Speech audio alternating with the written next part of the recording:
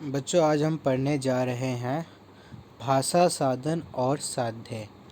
भाषा साधन और साध्य क्या होता है, आज इसके बारे में हम जानेंगे। आज मैं आपको एक छोटा सा एग्जांपल देता हूँ जिससे आपका ये कॉन्सेप्ट क्लियर होगा कि साध्य और साधन होता क्या है। सबसे पहले हम ये जानेंगे कि साध्य होता क्या है। साध्य वो होता है जिसके ज़रिए हमें कहीं तक पहुंचना होता है। मान के चलिए, अगर हमें स्कूल जाना है तो स्कूल जाने के लिए हम किस किस चीज़ों का प्रयोग करेंगे। जैसे हमने साइकिल का प्रयोग किया, कार का प्रयोग किया, पब्लिक ट्रांसपोर्ट का प्रयोग किया, तो ये सब क्या है? ये सब साधन है कहाँ तक पहुंचने के लिए, स्कूल तक। मतलब हमें कहीं से कहीं तक जाने के लिए किस चीज़ का प्रयोग किया जाता है, वो उसे क्या कहते हैं? साधन कहते हैं। यातायात के साधन, आपने सुना होगा, यातायात के साधन। वो हमें क्या करता है कि यातायात प्रोवाइड करवाता है, वो हमें एक साधन देता है, एक हमें फैसिलिटी देता है। और एक हो गया हमारा साध्य। साध्य होता है, साध्य को हम समझेंगे गोल। गोल इन द सेंस कि हमारा एक एम है, उस एम तक हम पहुँचेंगे कैसे। जिससे कि मैं आपको बताना चाहूँगा, जैसे हम एक एग्ज़ाम्पल लेते हैं कि हमें जाना है हरिद्वार। हमें कहाँ जाना है? हरिद्वार जाना है हमें। तो हरिद्वार जाने के लिए हमें कौन कौन से साधन का प्रयोग करना पड़ेगा। हमें हमारा साध्य पता है, साध्य हमारा क्या है, हमारा गोल क्या है, हमें हरिद्वार तक हमें पहुंचना है। तो कैसे हम पहुंचेंगे? तो उसका हम उस वहाँ तक पहुंचने का एक साधन बनाएंगे। हम बस से जाएंगे, पैदल जाएंगे, कैसे जाएंगे? तो एक वो हमारा साधन और साध्य। एक और छोटा सा एक और एग्जांपल लेते हैं, आपका कॉन्सेप्ट अच्छे से क्लियर हो जाएगा। स्कूल के बच्चों हम एक कॉन्सेप्ट लेते हैं। जैसे कि एक बच्चा है, स्कूल एक 8th क्लास की कक्षा में पढ़ता है, वो अपने कक्षा में फ़र्स्ट आना चाहता है। तो उससे फ़र्स्ट आने के लिए क्या क्या करना पड़ेगा, वो उसे जानना बहुत ज़रूरी है। जब उसे पता चल गया कि मुझे फ़र्स्ट आने के लिए 5 घंटे पढ़ना है, मेरा ये सब्जेक्ट कमज़ोर है, इस पर ज़्यादा जोर देना है, तभी मैं जाके फ़र्स्ट आऊँगा।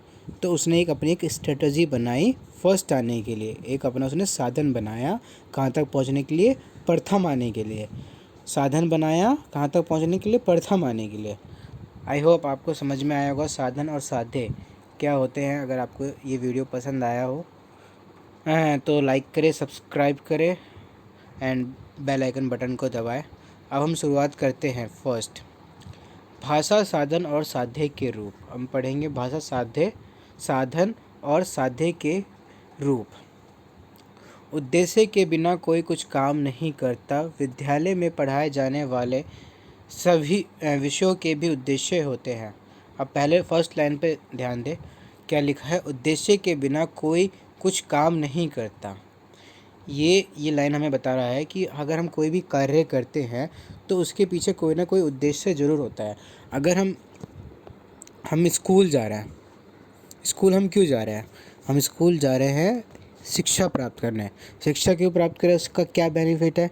जब हम एक अच्छी शिक्षा प्राप्त कर पाएंगे तो हम एक अच्छी सी जॉब हासिल कर पाएंगे। तो उसके शिक्षा भी ग्रहण करने के पीछे कोई ना कोई उद्देश्य है, इसलिए पेरेंट्स हमेशा हमें स्कूल भेजते हैं, है ना।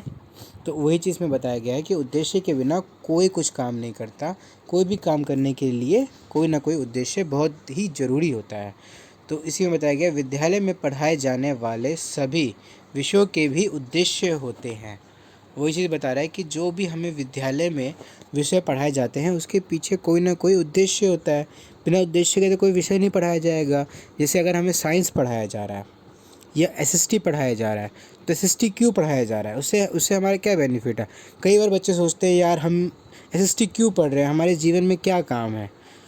तो उसके पीछे उद्देश्य है कि वो एसएसटी जो पढ़ रहा है वो अपने समाज के बारे में जान पाए कि उसका समाज कैसे चलता है, क्या रचना की गई है इस पृथ्वी पे। भूगोल से जो सब्जेक्ट पाया जाता है कि जो हमारा भौगोलिक शास्त्र है वो कैसे काम करता है, ये सारा हम उन बच्चों को ज्ञान देते हैं। ज्ञान देने के पीछे एक उद्देश्य है। कोई विषय पढ़ाने के पीछे, हम भूगोल पढ़ा रहे तो हम भूगोल के बारे में, अपने पृथ्वी के बारे में पढ़ाना चाहते हैं कि पृथ्वी कैसे काम करता है, क्या नहीं है, ये सारे पीछे। तो हर विषय के पीछे कोई ना कोई उद्देश्य है। विद्यालय में जो भी विषय पढ़ाए जाते हैं उसके पीछे कोई ना कोई उद्देश्य है। भाषा से भिन्न विषयों के शिक्षण का उद्देश्य उस विषय की विषय वस्तु का ज्ञान देना होता है। जो भाषा से भिन्न विषयों की शिक्षण का उद्देश्य उस विषय की विषय वस्तु का ज्ञान देना होता है। इसमें जो बता रखा है, जो भाषा से भिन्न विषय, भाषा मतलब एक कोई लैंग्वेज, जैसे एक हिंदी लैंग्वेज हो गई, इंग्लिश लैंग्वेज हो गई, फ्रेंच लैंग्वेज हो गई, वो चीज़ बता रखा है। भाषा से भिन्न, इनसे डिफरेंट शिक्षण का उद्देश्य उस विषय की विषय वस्तु का ज्ञान देना होता है। जो उसकी विषय वस्तु, जो भी उस चैप्टर का नाम लिखा होता है, उससे ही रिलेटेड पूरा ज्ञान देना होता है। अगर किसी पेड़ के बारे में बताना है बच्चों को, उसका हेडिंग ही, जो उस पाठ का नाम होगा वो पेड़ होगा, उसके बारे में ही हम बातें करेंगे और हमारा मेन उद्देश्य यही होगा कि उस बच्चे उस पेड़ के बारे में जान सके। परंतु भाषा में स्थिति इसके विपरीत होती है। कह रहा है जो भाषा में होती है इसके स्थिति विपरीत होती है। इसमें क्या बताया, जो भाषा से भिन्न, जो अगर हम अदर सब्जेक्ट पढ़ रहे हैं, अगर हम साइंस पढ़ रहे हैं, उसमें ईवीएस जो हम पढ़ रहे हैं, उसके अंदर हम ट्री का कोई चैप्टर लिया तो उस पर लिखा हुआ है ट्री, तो हमारा मोटिव ये है कि हम ट्री के बारे में जानेंगे। हमें उस चैप्टर के नाम से पता चल जाता है कि आज हम इस चैप्टर में हम एक ट्री के बारे में अपना नॉलेज बढ़ाएंगे या नॉलेज हमें मिलेगा इसके बारे में। बट जो हम एक किसी लैंग्वेज के बारे में बात करते हैं तो लिखा हुआ है इसमें, परंतु भाषा में स्थिति इसके विपरीत होती है। भाषा शिक्षण के उद्देश्य अन्य विषय के उद्देश्य के भांति स्पष्ट नहीं होता। भाषा अध्यापन में उद्देश्य शिक्षक को तलाश करने पड़ते हैं। इसमें वो चीज़ बताई है कि जो आप, जैसे आप कोई लैंग्वेज वाली बुक देखेंगे तो उसमें स्टोरीज़ लिखी होती है, कहानियाँ लिखी होती है किसी के बिहाफ पे। तो जो टीचर होता है वो उस कहानी में से, जो हिंदी का मेन मोटिव चीज़ होती है कि इस कहानी के ज़रिए बच्चों को कौन सी चीज़ें हमें हिंदी भाषा में डेवलपमेंट करना है, विकास करना है, उसका रीडिंग विकास करना है। हिंदी भाषा का जो रीडिंग सेक्शन होता है पढ़ने का, उसका तरीका इम्प्रूव करना है कि इस सेंटेंस को, इस पैराग्राफ को कैसे पढ़ा जाए, इसका क्या मतलब है, ये चीज़ें समझाई जाती हैं। उसका ग्रामर डेवलप किया जाएगा, व्याकरण उस चीज़ का डेवलप किया जाएगा।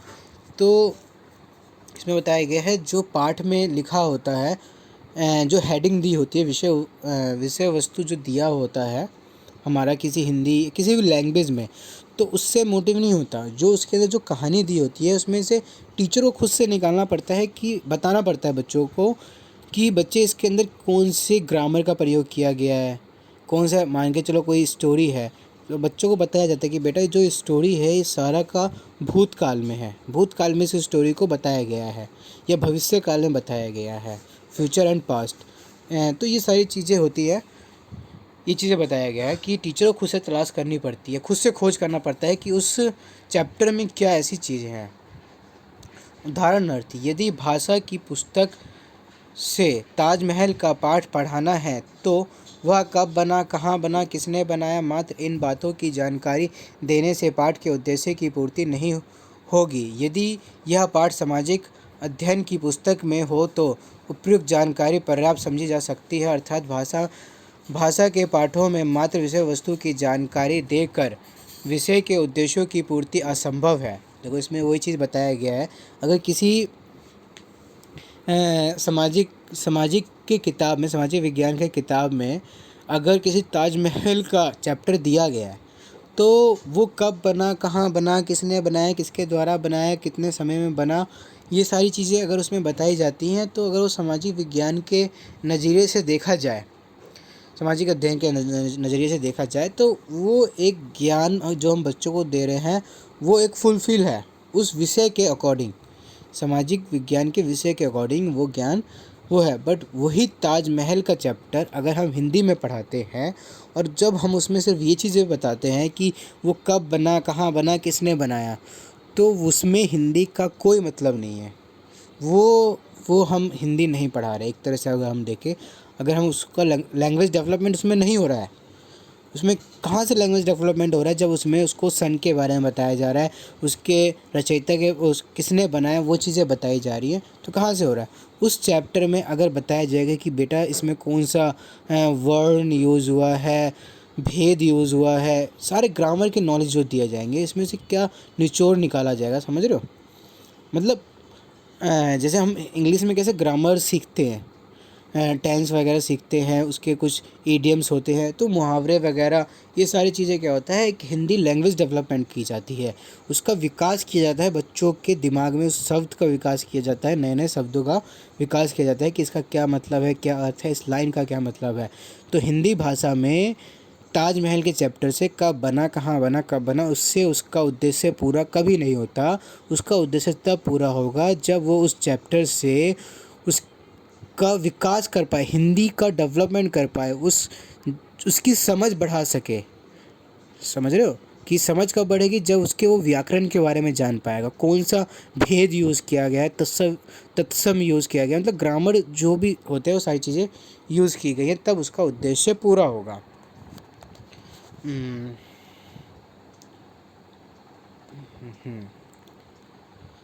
अर्थात भाषा के पाठों में मात्र विषय वस्तु की जानकारी देकर विषय के उद्देश्य की पूर्ति असंभव है। विषय वस्तु की मजबूरी है, इसके बिना पाठ आगे नहीं बढ़ेगा, परंतु मात्र उसी का ज्ञान कराना उचित नहीं। कोई भी पाठ भाषा का तभी कहा जा सकेगा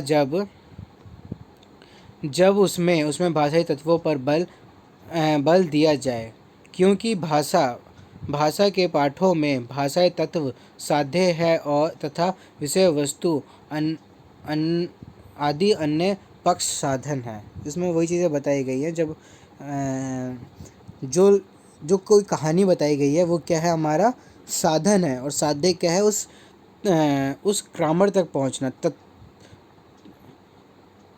उस व्याकरण तक पहुंचना कि उसमें कौन से व्याकरण का प्रयोग किया गया है, उसमें स्वर क्या है, व्यंजन क्या है, इन सब का ज्ञान देना।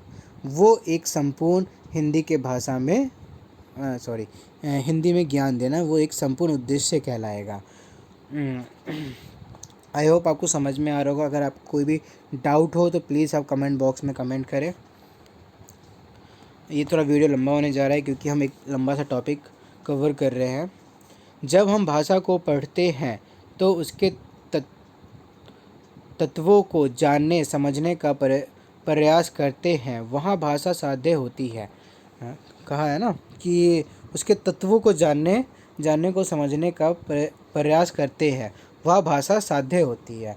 मतलब वही हमारा गोल होता है, एक तरह से वो समझने का हमारा उद्देश्य वही होता है किसी भी लैंग्वेज को पढ़ने के लिए। कहानी हमारा उद्देश्य नहीं होता है, कहानी हमारा क्या होता है, एक साध्य होता है ना, ये चीज़ है। अगर हम किसी जैसे सामाजिक विज्ञान में अगर हम ताजमहल का जो हम पाठ पढ़ रहे हैं, अगर हम किसी लैंग्वेज के थ्रू पढ़ रहे हैं तो लैंग्वेज हमारा क्या हो गया, वो एक हमारा साधन हो गया किस चीज़ को समझने के लिए, उस टॉपिक को समझने के लिए कि ताजमहल किसने बनाया। तो साध्य और साधन में आपको डिफरेंस अभी तक समझ में आ चुका होगा, आई होप। भाषा वह साध्य होती है, और जब भाषा के माध्यम से अन्य विषयों को पढ़ाते हैं तब भाषा उस पाठ की विषय वस्तु को समझने समझाने में साधन की भूमिका निभाते हैं। अब हम पढ़ेंगे भाषा साधन के रूप में। जो भाषा साधन के रूप में क्या क्या होता है, इसमें मेन हमारा टॉपिक है। मतलब अगर आप 10 या 12 में टॉपिक आपको बताऊंगा, अगर आपको ये टॉपिक, ये हेडिंग्स आपको अच्छे से याद है, अगर आप ये हेडिंग समझ लोगे तो कंटेंट आप अपने आप लिख लोगे। विचारों के आदान प्रदान का साधन, क्या साधन है विचारों के आदान प्रदान का साधन। तो इसमें देखो, विचारों के विनिमय का मुख्य साधन भाषा ही है। हम लिखकर, पढ़कर, बोलकर व सुनकर विचारों का आदान प्रदान करते हैं। जिस स्वाभाविकता एवं सहजता से हम भाषा के द्वारा विचारों का आदान प्रदान करते हैं, उतना किसी अन्य माध्यम से संभव नहीं है। इसमें वो चीज़ें कहा गया है कि किसी भी भाषा, जो हमारी मौखिक भाषा है, जो हम बोलते हैं, लिखते हैं, पढ़ते हैं, वो हमारी भाषा है, उसी से हम अपने विचारों का आदान प्रदान करते हैं। आदान प्रदान मतलब अगर मुझे अपनी भावना, जो मेरी सोच है, अगर मुझे किसी तक अपनी सोच को किसी के पास रखना है तो मैं किसके माध्यम से रखूँगा, अपने वाणी के माध्यम से रखूँगा, है ना। कुछ मैं बोलूँगा किसे, अपने मौखिक साधन मेरा क्या होगा, एक भाषा होगी। कोई भी भाषा हो सकती है, उर्दू हो सकती है, हिंदी हो सकती है, इंग्लिश हो सकती है। जो भी भाषा है, उस भाषा के माध्यम से हम अपने विचारों को व्यक्त कर पाएंगे। तो वो बताया गया है विचार के साथ सेकंड पॉइंट है समाज के पारस्परिक व्यवहार का साधन।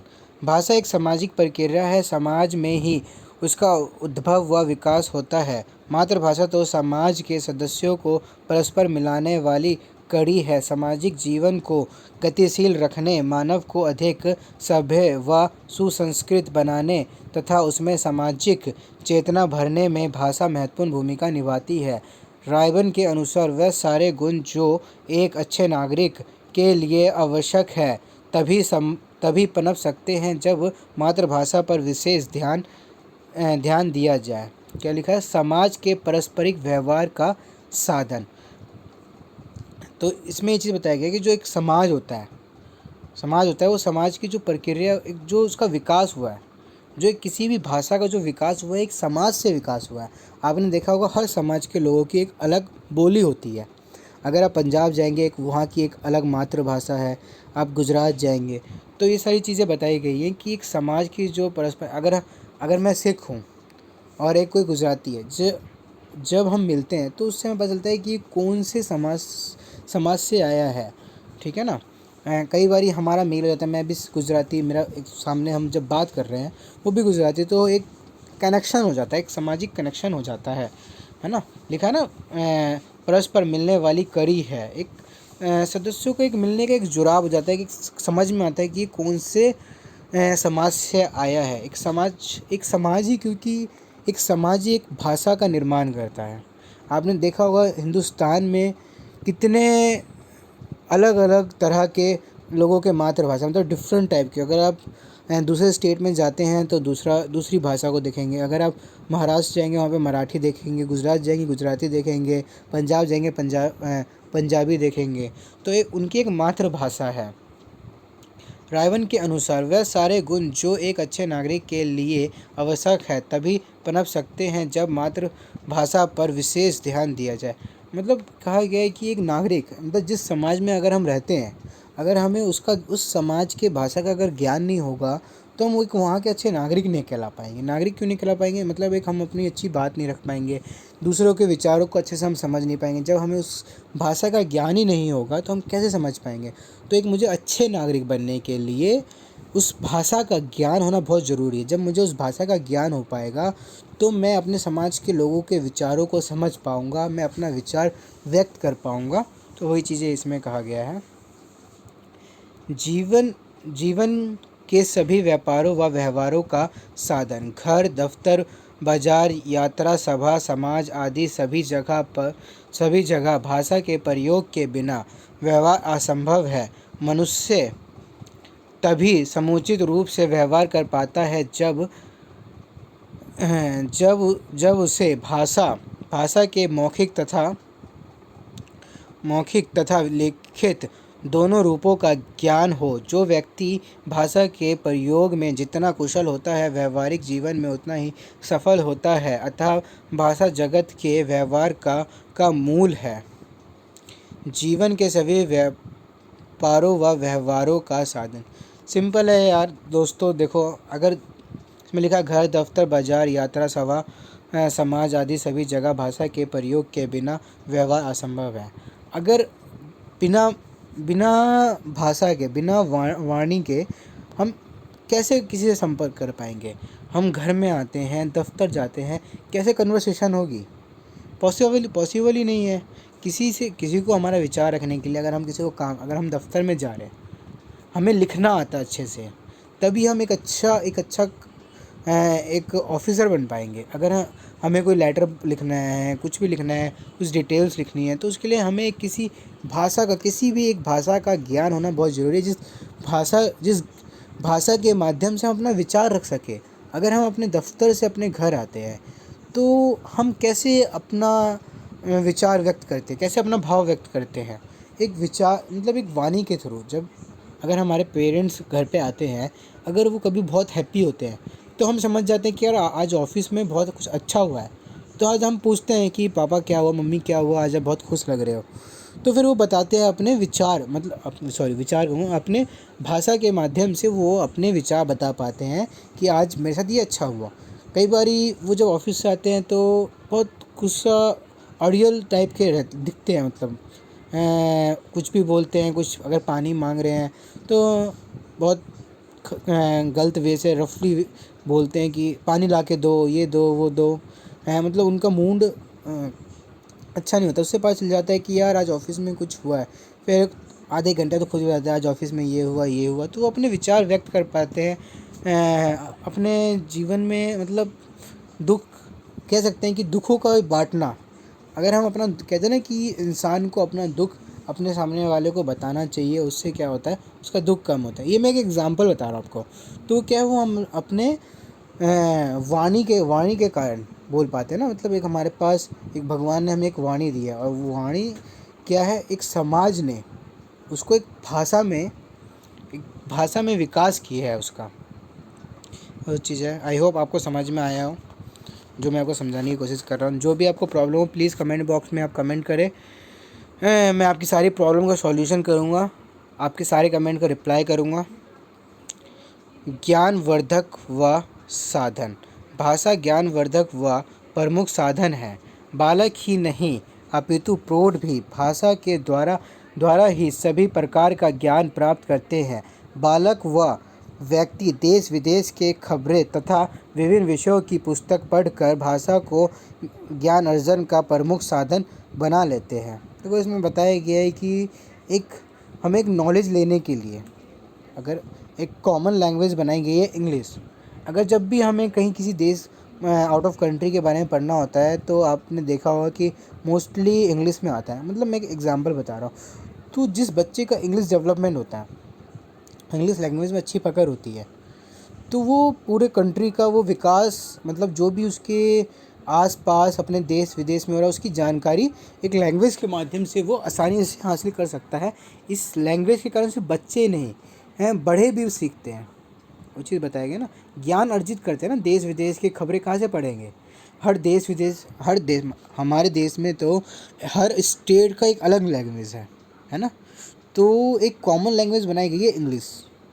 तो देश विदेश की जो खबरें आती है वो किससे आती है? कि इंग्लिश से आती है। इसलिए आपने देखा होगा हर स्कूल में एक कॉमन लैंग्वेज इंग्लिश होती ही होती है। एक इंटरनेशनल लैंग्वेज है जिसे हमें सीखना होता है। हिंदी हमारी एक मातृभाषा है, इसे भी हमें सीखनी होती है। मतलब एक चीज़ें बताई गई है, अगर हम किसी भी ज्ञान का अर्जन करना चाहते हैं तो एक लैंग्वेज के थ्रू ही हम उसको हासिल कर सकते हैं। किसी भी ज्ञान को बिना लैंग्वेज के हम इट इज़ नॉट पॉसिबल कि हम किसी भी लैंग्वेज के बिना हम किसी, मान के चलो अगर मैंने कोई आविष्कार किया, अगर मैं उस आविष्कार को लोगों तक पहुंचाना चाहता हूं, चाहे मुझे मराठी आए, चाहे मुझे गुजराती आए, चाहे मुझे पंजाबी आए, कोई ना कोई लैंग्वेज आनी चाहिए जिसके थ्रू मैं अपने विचार, अपनी खोज के बारे में उस नोटबुक पे लिख के प्रचार प्रसार कर सकूं कि इस चीज़ का आविष्कार मैंने कैसे किया और लोग कैसे कर सकते हैं, मेरी आने वाली पीढ़ी कैसे कर सकते हैं। हम इतिहास के बारे में कैसे जानते हैं आज इतना कुछ, कि पहले के ज़माने में भी मतलब लोग लिखा करते थे। अभी से भाषा का विकास नहीं है, कई सदियों पहले से ही भाषा का विकास हो चुका है। विभिन्न विषयों के अध्यापन का साधन। प्रत्येक घर और स्कूल में दी जाने वाली शिक्षा के लिए किसी न किसी माध्यम की आवश्यकता होती है। जिस प्रकार भाषा को कहीं न कहीं से विषय वस्तु लेनी पड़ती है, उसी प्रकार अन्य विषयों को भी माध्यम के रूप में भाषा को स्वीकार करना पड़ता है। संसार का कोई भी विषय भाषा के बिना नहीं पढ़ाया जा सकता। यदि मातृभाषा माध्यम हो तो वह सहज ग्रह हो जाता है। अतः साधन के रूप में स्कूली शिक्षा में भाषा का विशेष महत्व होता है। देखो इसमें वो चीज़ें बताई गई हैं कि किसी भी विषय को पढ़ाने के लिए अगर हम किसी भी विषय के बारे में नॉलेज देना चाहते हैं तो उसका हमें साधन लेना पड़ता है। क्या है हमारा साधन? अगर हम साइंस पढ़ना चाहते हैं, अगर हम एसएसटी पढ़ना चाहते हैं, हम जीके पढ़ना चाहते हैं, तो उसका साधन क्या है? एक लैंग्वेज है जिसके द्वारा वो हमें पढ़ाया जाएगा। और इसमें बताया गया है अगर जो हमारी मातृभाषा में पढ़ाई जाती है, मान के चलो मेरी हिंदी मातृभाषा है, अगर मुझे उसमें पढ़ाया जाता है, उस चीज़ को मैं अच्छे से ग्रहण कर पाऊँगा, मैं सीख पाऊँगा बहुत अच्छे तरीके से और लंबे समय तक। बट वही मुझे इंग्लिश में या उर्दू में, गुजराती में, जिसमें मेरी कमांड उतनी अच्छी नहीं है, मेरी पकड़ उतनी अच्छी नहीं है जो मैं उतने अच्छे से समझ पाऊँ। मैं उस चीज़ को समझ तो जाऊँगा, बट उसमें डिफरेंसेस आ जाएंगे। जो एक मेरी मातृभाषा होगी, एक अदर लैंग्वेज होगी, मैं अपनी मातृभाषा में 100% चीज़ समझ सकूँगा जो मेरा टीचर मुझे पढ़ाएगा। और अगर इंग्लिश में पढ़ाया जाता है तो ये फैक्ट है कि बच्चा 90 to 95% ही समझ पाता है, 5% उसका रह ही जाता है। मतलब ये चीज़ें हैं, इसलिए बोला गया है कि अगर उस जिस विषय में हम, जो हमारी मातृभाषा है, अगर उस विषय में हमें पढ़ाए, उस भाषा का प्रयोग करके हमें कोई विषय पढ़ाया जाता है। भाषा क्या है? हमारा साधन है। और जो हमें साइंस, हिस्ट्री, विज्ञान पढ़ाया जा रहा है वो हमारा साध्य है। इस चीज़ का ध्यान रखना। और जब हमें भाषा पढ़ाया जाता है, जो स्टोरी ली जाती है ताजमहल की, अकबर की, वो हमारा क्या है? साध्य। स्टोरी हमारी साध्य है। समझना इस चीज़ को ध्यान से। कोई भी प्रॉब्लम हो प्लीज़ प्लीज़ मुझे कमेंट बॉक्स में कमेंट करें, मैं आपको ज़रूर रिप्लाई करूँगा। और जो प्रॉब्लम हो, अगर आपको किसी नए टॉपिक पे कोई नया वीडियो चाहिए तो प्लीज़ मुझे कमेंट बॉक्स पे कमेंट करें। मैं ज़रूर नया उस टॉपिक पे आपका वीडियो बना के आपके प्रॉब्लम को सॉल्व आउट करूँगा। संस्कृति से परिचित करने का साधन, देखो वही चीज़ें घुमा फिर के वही आ रही है। बट अगर हमें अच्छे नंबर चाहिए, कहते हैं ना, तो टॉपिक्स हमारे पास होने चाहिए, हेडिंग्स होनी चाहिए। तो वो चीज़ें हेडिंग्स दे रखी है, इसको छोटे छोटे उसमें आपको समझ में आ गया होगा कि क्या है साधन क्या है और साध्य क्या है। साहित्य समाज में दर्पण है। मातृभाषा में लिखी साहित्य समाज की संस्कृति, सभ्यता और रीति रिवाजों का प्रतिनिधित्व करता है। किसी भी काल की साहित्य रचनाओं में उस काल की संस्कृति की झलक अवश्य मिलती है। अपनी संस्कृति की जानकारी का साधन अपनी भाषा ही होती है, जिसका जिसका अध्ययन करके हम अपनी सांस्कृतिक धरोहर को समझते हैं, उनकी रक्षा के लिए प्रयत्नशील होते हैं तथा भाषा के माध्यम से ही उसे अगली पीढ़ी को सौंपते हैं।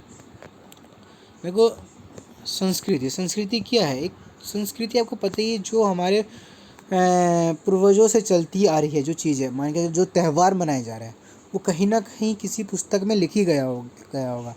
जो रामायण जो आज हम देख रहे हैं, जो हिंदू व्यक्ति का क्या कहेंगे हिस्ट्री बताता है, मतलब उनकी चीज़ें बताई जाती है कि उनके राजा थे, एक भगवान थे, कि कैसे कैसे क्या चीज़ें हुई, एक सत्य के बारे में बताया जाता है। जो एक अगर हम देखेंगे ना, अगर उस रामायण को अगर हम ध्यान से देखते हैं तो उसमें एक चीज़ें हमें सिखाई जाती है सत्य के प्रति, और अपने गुरु के आज्ञा के प्रति कितना हमें सच्चा होना चाहिए। आज के ज़माने में बहुत झूठाई फैली जा रही है, वो चीज़ें उसमें रामायण के थ्रू दिखाया जा रहा है। वो हमारी संस्कृति दिखाई जा रही है कि जो हम व्यक्ति हैं, जो हमने अपने आप को बदल लिया अपने ज़रूरत के लिए, अपने सुख सुविधा के लिए झूठ बोलते हैं, उस चीज़ को दिखा रहे कि नहीं, राम ने कभी छल कपट नहीं किया। जो उसके माता पिता ने जो भी उसको आज्ञा थी, उसने कोई पर्स नहीं उठाया कि ये मुझे कार्य क्यों दिया जा रहा है। एक राजा को एक वन में रहने के लिए कहा जाता है, उसने एक बार भी ना नहीं बोला। बहुत बड़ी बात होती है। तो ये चीज़ें एक सच्चाई दिखाई जा रही है कि पहले, अब हम कहते हैं ना कि यार पहले की चीज़ बहुत मजबूत होती है। मतलब कहने का मतलब है जो पहले के लोग थे उनमें सच्चाइयाँ थी। वो चीज़ कहाँ से पता चल रही है? वो किसी ने उस रामायण को लिखा होगा, है ना। वो हमारी एक संस्कृति है। ऐसी हर धर्म की एक अपनी संस्कृति होती है जो लिखी जाती है, उसी के ऊपर लोग चलते हैं। उस चीज़ को इसमें लिखा है, सौंपते हैं, अपने पीढ़ी को सौंपते हैं। आज मैंने अपनी जो संस्कृति से सीखा है, जो भी चीज़ें, संस्कृति मुझे कहाँ से मिली? किताबों से मिली। किसी महान व्यक्ति ने वो किताब लिखा होगा, तो मैंने उस चीज़ को पढ़ा है, उस चीज़ को मैंने सीखा है, तब मैं अपने बच्चों तक उसे पास आउट करता हूँ। तो फिर उस चीज़ को वो ग्रहण करते हैं, फिर ये पीढ़ी दर पीढ़ी चलता रहता है। इसलिए कहा गया है जो संस्कृति के लिए भी भाषा का होना बहुत ही ज़रूरी है। मतलब जो संस्कृति को बचाए रखने के लिए भाषा का होना बहुत ज़रूरी है। जब हमारे पास भाषा होगी, हमें उस भाषा को लिखने आएगा, तभी मैं जब मेरे पास कोई अच्छे विचार होंगे, मैं उस चीज़ को लिख सकूँगा, मैं अच्छा ज्ञान अपने आगे तक उसको बढ़ाने के लिए कुछ तो मैं लिख के रखूँगा, उस चीज़ को पब्लिश कर पाऊँगा जो हर किसी तक पहुँच पाए अच्छी चीज़ें। तो वही चीज़ें हैं। जीविकोपार्जन का साधन, जीवन जीने के लिए भी एक साधन बन चुका है। जो भाषा है क्या बता रहा है, जीविकोपार्जन का साधन। ये जीविकोपार्जन मतलब भाषा भी एक साधन बन चुका है जीवन जीने के लिए। चलिए आइए देखते हैं क्या क्या कहता है। विभिन्न व्यावसायिक क्षेत्र की उन्नति का रहस्य भाषिक अभिव्यक्ति में ही निहित है। भाषा की मौखिक व लिखित अभिव्यक्ति आज व्यवसाय का रूप धारण कर चुकी है। फिल्म उद्योग, नाटकीय, रेलवे स्टेशन व हवाई अड्डे के, ये चीज़ देखो वही चीज़ बताया गया। फिल्म मेकर, उद्योग, नाटक, रेलवे स्टेशन व हवाई अड्डे पे जो भी घोषणाएं करते हैं वो क्या है, उनको किस बिहाफ पे नौकरी मिली है, सोचो किस बिहाफ पे मिली है। वो क्या, अपनी वाणी के थ्रू। अगर कोई फिल्म मेकर क्या करता है, एक नाटक बनाता है ना, एक नाटक के जरिए कुछ लोगों को बताना चाहता है, तो जो नाटक बनाता है उसको क्या मिलता है, उसको उसके पैसे मिलते हैं, उससे वो अपना उन पैसों से अपना जीवन चलाता है ना। रेलवे स्टेशन पे जो, हवाई अड्डे पे जो हमें इन्फॉर्मेशन देता है, जो हमें नॉलेज देता है कि कौन सी ट्रेन कब आ रही है, कौन सी फ्लाइट कौन से प्लेटफॉर्म पे है, ये तो सारी चीज़ें हमें इन्फॉर्मेशन वो अपने किसके थ्रू देता है, वो अपने लैंग्वेज के थ्रू देता है ना। तो वही चीज़ है, वो उसकी जो भाषा है उसका जीवन चलाने के लिए उसके साधन बन चुकी है। वो भाषा के आधार पे ही पैसा कमा रहा है। इसमें लिखा भी है, देखो, एक रेडियो जॉकी, जो रेडियो जॉकी है वो किसके माध्यम से पैसा कमा रहा है, समाचार वाचक किसके माध्यम से पैसा कमा रहा है। रेडियो जॉकी का क्या काम है, बोलना, आलोचना करना किसी के बारे में। समाचार पे आपने देखा होगा क्या करते हैं लोग, एक दूसरे की आलोचना करते हैं, कुछ विचार बताते हैं, अच्छे विचार बताते हैं। मतलब कहने का मतलब है जो उनका पैसा कमाने का जो साधन है वो एक भाषा पे निर्भर है। अगर भाषा नहीं होती तो इन सभी लोगों की नौकरी नहीं होती। तो ये पूरा का पूरा ये चीज़ें बता रखी है कि एक नौकरी, आजकल एक नौकरी भी एक भाषा पे एक बहुत ही अच्छा ये है, नैतिक व चारित्रिक विकास का साधन। नैतिक व चारित्रिक विकास का साधन, बच्चों के नैतिक विकास में परिवार के सदस्यों का विशेष हाथ रहता है। माताएं बच्चों को रोचक कहानियाँ सुनाती हैं। आगे चलकर बच्चे पुस्तकों से इसी प्रकार की कहानियाँ, लेख, नाटक, कविता आदि पढ़ते हैं। भाषा की पुस्तकों में ऐसे अनेक स्थल मिलते हैं जिनके माध्यम से बालकों में नैतिक एवं चारित्रिक गुणों का विकास होता है। वह अपने अधिकारों व कर्तव्यों को पहचानते हैं तथा तदनुसार आचरण करने में प्रवृत्ति होते हैं। देखो इसमें बताया गया है नैतिक व चारित्रिक विकास का साधन क्या है। आपने सुना होगा कई जगह कि जो छोटे बच्चों का जो एजुकेशन होता है, जो स्टार्टिंग में होता है, 90% घर से ही दिया जाता है। जब वो स्टार्टिंग करता है, जब वो फर्स्ट या नर्सरी क्लास में जाता है, वो 70 to 80 90% घर से ही सीख के जाता है। आपने सुना होगा कई बार जब बच्चे कुछ गलत करते हैं तो अध्यापक को ऐसा कहना नहीं चाहिए, बट अध्यापक या कोई भी समाज का व्यक्ति कहता है कि इसके संस्कार अच्छे नहीं हैं। संस्कार कहाँ से आए? उसके परिवार ने कहाँ से दिया? अपने एक भाषा के माध्यम से दिया। अगर जब वो अपने भाषा के माध्यम से बच्चों में अच्छी चीज़ें भरेगा, अगर मैं उसके अंदर ज्ञान भरता हूँ, मैं अगर बच्चों को ABCD EFGH सिखाता हूँ, तो वो स्कूल में जाके जब टीचर को बोलेगा मैम मुझे आई नो वेरी वेल, मुझे आता है A to Z, तो मैम क्लैपिंग करवाएगी उस बच्चों के लिए, अप्रिसिएट करेगी, हाँ इसकी फैमिली अच्छी है, इसने अच्छे से सीखा है, शुरू से एजुकेशन की तरफ है। बट वो कोई बच्चे को कोई गलत चीज़ सिखाता है, अच्छे बिहेवियर नहीं सिखाता है। जब बच्चे छोटे होते हैं, छोटे से ही सीख जाते हैं कि बिहेवियर सिखाना क्या, किसके साथ कैसे, बड़ों के साथ कैसे बात करना है, वो स्कूल में जाकर चीज़ें करते हैं। तो उससे हमें उनकी संस्कृति पता चलती है। कहानियाँ, हम कहानियाँ सुनाते हैं, फिर जो हम कहानियाँ सुनाते हैं वही फिर वो किताबों में पढ़ते हैं, तो उनका कॉन्सेप्ट बहुत अच्छे से क्लियर हो जाता है। अरे ये तो मेरी मम्मी सुनाती थी, ये मेरे मामा सुनाते थे, ये मेरे चाचा सुनाते थे, है ना। तो वही चीज़ कहा गया है कि विकास के लिए भी जो सदस्य, जो परिवार के जो सदस्य होते हैं वो भी एक भाषा का प्रयोग करते हैं, तभी उनका अच्छे से विकास हो पाता है।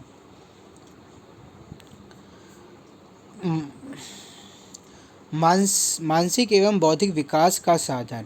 मानसिक एवं बौद्धिक विकास के लिए चिंतन आवश्यक है। चिंतन भाषा के अभाव में संभव नहीं है। जिस विषय का भाषा पर जितना अधिक अधिकार होगा, उसका चिंतन मानव भी उतना ही अधिक विकासित होगा। इस प्रकार भाषा विचार शक्ति, तर्क शक्ति एवं अभिव्यक्ति कौशल को विकसित करके व्यक्ति के मानसिक व बौद्धिक विकास में योगदान देती है। गांधी जी ने कहा था, मनुष्य के मानसिक विकास के लिए मातृभाषा का ज्ञान उतना ही आवश्यक है जितना शिशु के शारीरिक विकास के लिए माता का दूध। देखो, मानसिक एवं बौद्धिक विकास का साधन कहाँ क्या है? साधन है जो हमारे भाषा है, कि जो हमारे एक मानसिक है, जो बौद्धिक विकास है, जो हमारी तर्क शक्ति है। तर्क शक्ति मतलब हम किसी सवाल जवाब करना, अपने विचारों को रखना, ये कहाँ से आएगा? जब तक हमें अपने भाषा में पकड़ नहीं होगी तब तक हम अपना तर्क, अगर आपको इंग्लिश नहीं आती, अगर हम आपको कहते हैं कि आप हमसे इंग्लिश में डिबेट करें, बहस करें आप हमसे इंग्लिश में, तो आप नहीं कर पाएंगे। आप बोलेंगे मैं जो आपकी लैंग्वेज है आप उसी में बोलेंगे कि मैं इस लैंग्वेज में हूँ, आप मुझसे इसमें बात करें, मैं इसमें अच्छे से जवाब दे पाऊँगा ना, मतलब एक बता रहा हूँ। तो आपकी तर्क शक्ति, तभी आप अच्छे से किसी भी लैंग्वेज में चिंतन करने की आवश्यकता है। जो चिंतन हम सोचते हैं ना, आपने नोटिस किया होगा, अगर आप 10 लैंग्वेज भी सीख लेंगे ना अगर अपने जीवन में, तब भी अब जब अकेले बैठ के अपने बारे में, किसी चीज़ के बारे में सोच रहे होंगे, तो आप अपने मातृभाषा में ही सोचेंगे। आप इस चीज़ को, ये मैं 100% कह रहा हूँ, ये रिसर्च में कहा गया है कि जब भी हम सोचते हैं, चाहे हमने 10 या 12 कितनी भी लैंग्वेज हमारी बहुत अच्छी पकड़ हो, हम अपने ही मातृभाषा में सोचते हैं, चिंतन करते हैं, क्योंकि वो हमारा है, हमने उसको उस पर बहुत समय दिया है। अगर हम कोई लैंग्वेज सीखते हैं 2-3 साल, हम कभी भी अकेले रहेंगे, आप देखना हम हमेशा अपनी लैंग्वेज में बात करते हैं। ये चीज़ फैक्ट है। तो इसलिए कहा गया है जो हमारी चिंतन शक्ति का जो चिंतन है, उसका विकास अपने भाषा में ही अच्छे से हो सकता है। गांधी जी ने भी कहा है कि जो हमारी मातृभाषा है, आप समझ सकते हैं कितनी बड़ी बात गांधी जी ने कही है कि जितना शिशु के शारीरिक विकास के लिए माँ का दूध, कहते हैं माँ का दूध बहुत ही छोटे बच्चों के लिए शारीरिक विकास में बहुत बड़ा योगदान देता है।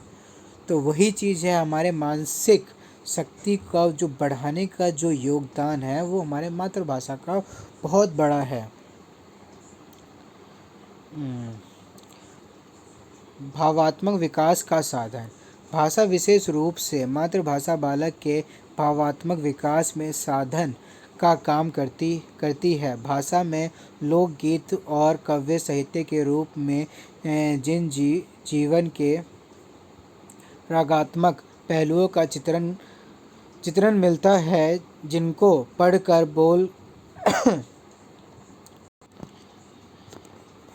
पढ़कर बालक को अलौकिक आनंद की प्राप्ति होती है।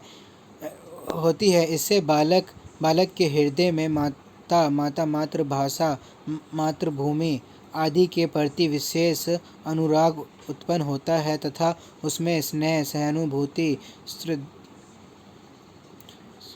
सेवा, धैर्य, त्याग आदि भावों को विकसित करने में सहायता मिलती है।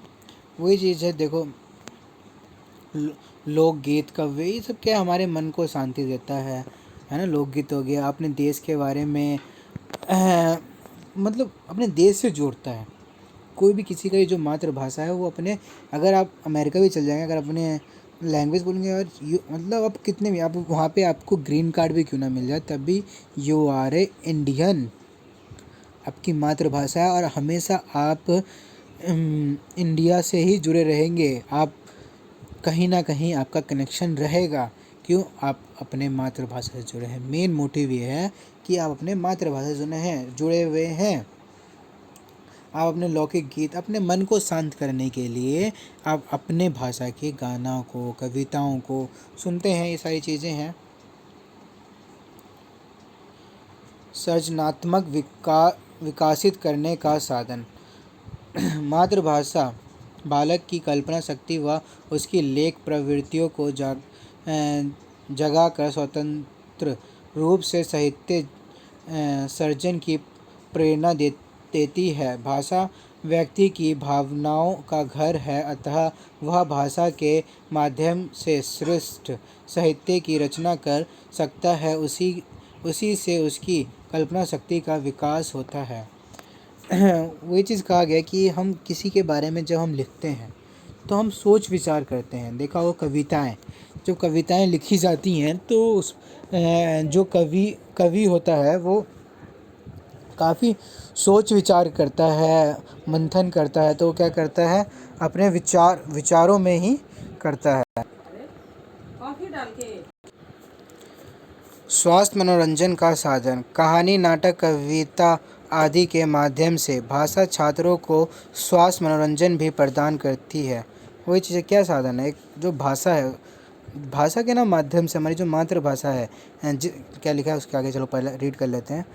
जिससे छात्र घटिया किस्म के मनोविनोद के साधनों की ओर जाने से रुक जाते हैं। भाषा के साहित्य की विभिन्न विधियाँ छात्रों को उच्च कोटि का मनोरंजन प्रदान करती हैं। देखो अपने वो भाषा के माध्यम से वो अपने अच्छे स्वास्थ्य जब रहेगा, जब वो खुश रहेंगे, कहानियाँ, नाटक, कविता वो अच्छी चीज़ों की तरफ बढ़ेंगे, अपनी बुरी चीज़ों के बुरी आदतों से दूर हो जाएंगे। मतलब आदत क्या बनी, मतलब किसी भी बुरी चीज़ से दूर रहेंगे जब वो अच्छी चीज़ों की तरफ रहेंगे।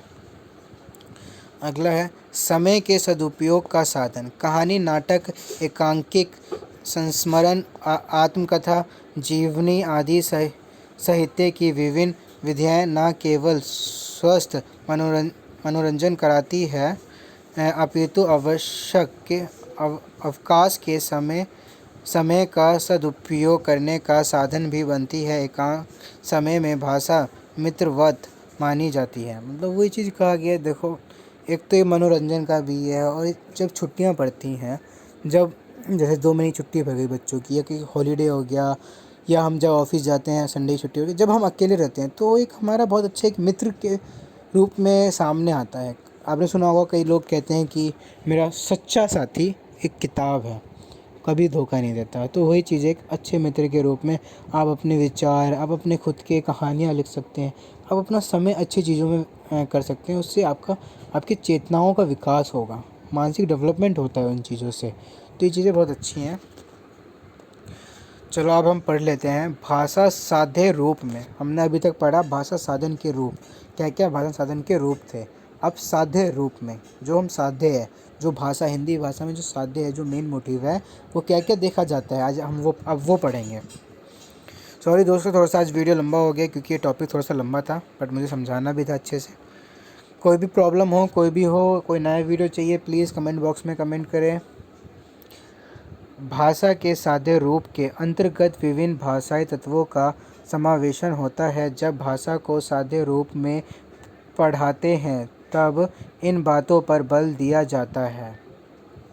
देखो इसमें वही चीज़ कहा गया है कि जब हम कोई लैंग्वेज पढ़ाया जाता है, जैसे हम हिंदी लैंग्वेज जब हम पढ़ा रहे हैं, भाषा हिंदी भाषा पढ़ा रहे हैं, तो किन किन चीज़ों पर बल दिया जाता है, ये सारी चीज़ें हैं। मैं आपको बता देता हूँ, कोई रीड आउट करके।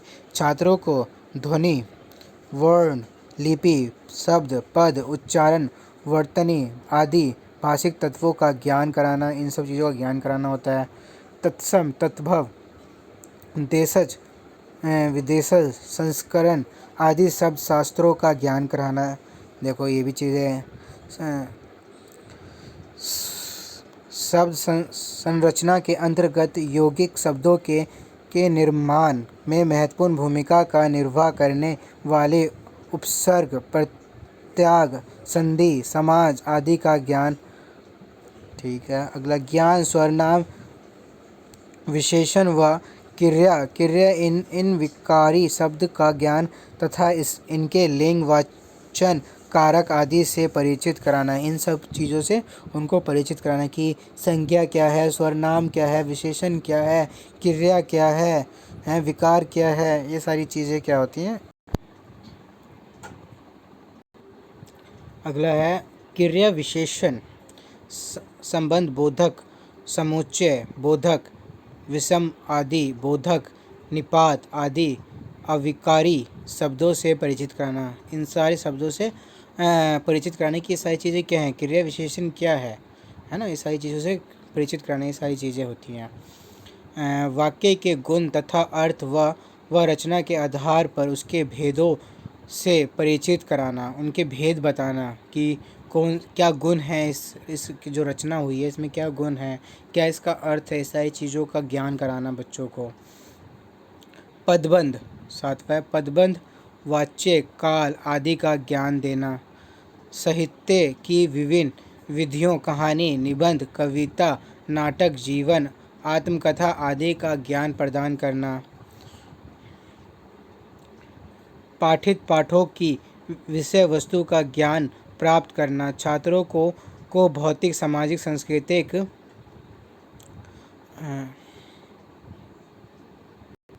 पौराणिक घटनाओं, तथ्यों व मूल्यों से अवगत कराना। सुनने, बोलने, पढ़ने व लिखने की क्षमता के विकास हेतु भाषाई कौशलों का ज्ञान देना कि बच्चों को जो लैंग्वेज सुन रहे हैं उसमें सक्षम होने चाहिए, पढ़ने में मतलब रीडिंग करने में, लिखने में, राइटिंग में, इन सब का विकास कराना। एक भाषा का एक अच्छा भाषा की पकड़ उसी को कहा जाएगी जो अच्छा बोल सकता है, किसी भाषा को लिख सकता है और पढ़ सकता है, रीडिंग कर सकता है, उसी की एक अच्छा भाषा में पकड़ होती है।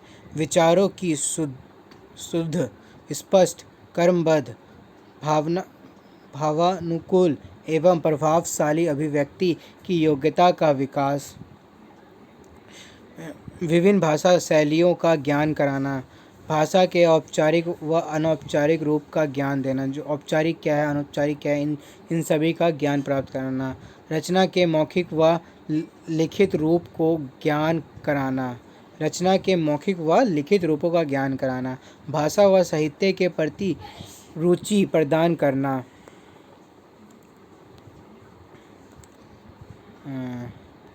मुहावरों व लोकोक्तियों के प्रयोग की कुशलता का विकास कराना। मुहावरे हो गए, है ना, मुहावरों के अलग अलग अर्थ होते हैं, सारी चीज़ों का बच्चों में डेवलप करना, है ना।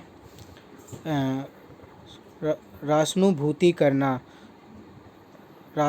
करना, समीक्षा करने की कुशलता का विकास करना। व्याकरण के नियमों के अनुकूल भाषा का प्रयोग करना।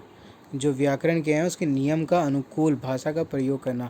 जब भी हम कोई भाषा लिखते हैं उसके व्याकरण का प्रयोग करना। Thank you watching for my video. मुझे बहुत अच्छा लगा आपने मेरा आखिरी तक वीडियो देखा। अगर आपको कोई इसी नए टॉपिक पे वीडियो चाहिए प्लीज़ कमेंट बॉक्स में कमेंट करें। अगर आपको पसंद आया तो शेयर करें एंड लाइक करें।